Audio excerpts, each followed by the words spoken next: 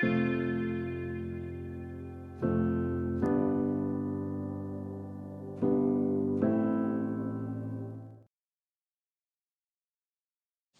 do we best deal with the lesbian, gay, bisexual, and transgender issues that we're facing in the church and in the community?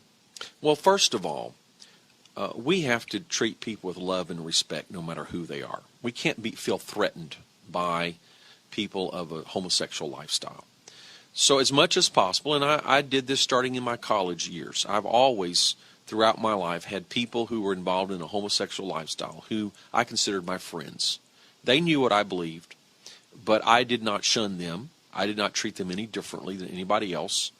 I would have coffee with someone who was homosexual or lesbian. I would just treat them as a normal coworker or neighbor or friend or whatever they were.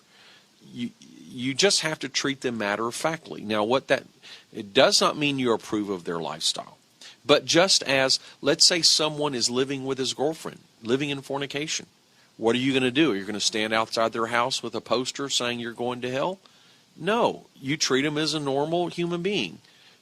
That's the same way you should treat somebody who's in a homosexual relationship. So I think that's the first thing, is to calm down and just treat people as people. We respect their human rights. We respect their right to vote. We respect their citizenship.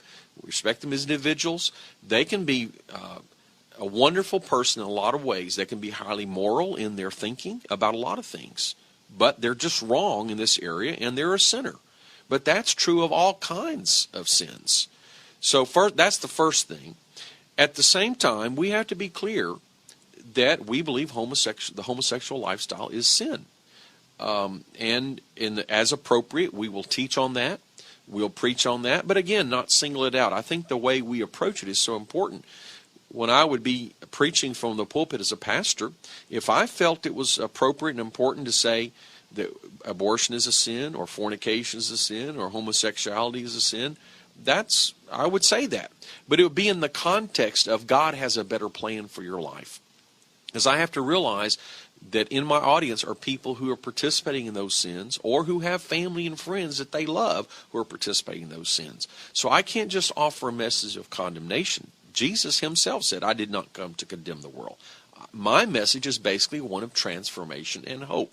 So we're not compromising, but we offer a positive message that God has a better plan for you.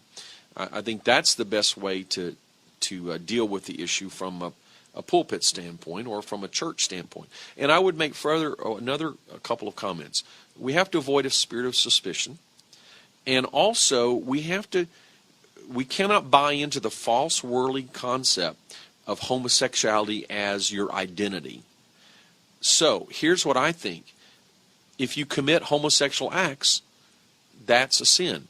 But if you refrain from homosexual acts, you're not committing sin. So the first step for someone who's struggling with that kind of lifestyle is stop committing those acts and stop engaging in those fantasies or in that kind of pornography. I would say that to any single young person, it's really the same struggle. You have a struggle in our culture to be sexually pure, whether it's homosexual or heterosexual. So if there's a young person struggling with homosexual tendencies or temptations or even actions, I would say the first thing, just like any other young person, you got to get control of your desires by the power of the Holy Ghost. And if you do that, I respect you. So I'm not going to put you in a category of a homosexual. If you stop committing those acts and stop allowing yourself to indulge in those things, then I'm going to commend you. That's the starting point.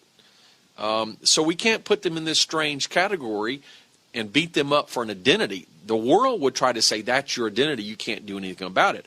I think the church perspective should be that's a wrongful act. So let's stop the wrongful acts that displease God, and then we can work on everything else from there.